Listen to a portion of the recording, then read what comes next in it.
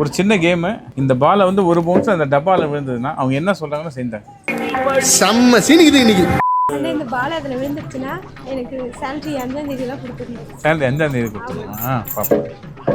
இன்னும் பயிற்சி வேண்டுமோ? ஆனால் அந்த பால் இதுக்குள்ள கரெக்டாக விழுந்துட்டு எனக்கு 1 லட்சம் ரூபா தரணும்.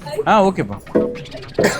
I am not interested in the deal. நான் அந்த பந்தை நான் கரெக்டாக போட்டேன்னு வச்சுங்களேன், 1 டே சேல்ஸில் எனக்கு கொஞ்சம் ஷேர் கொடுங்க.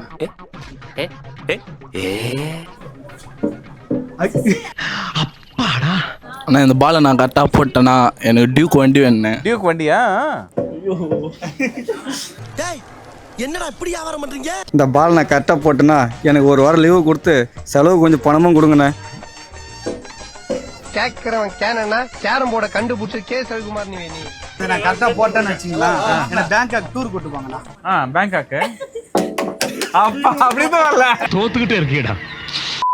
அண்ணா நான் அந்த பாலை அதில் போட்டேன்டா, அனாதை ஆசிரம குழந்தைகளுக்கு துணி இலவசமாக கொடுக்கணும்ண்ணா.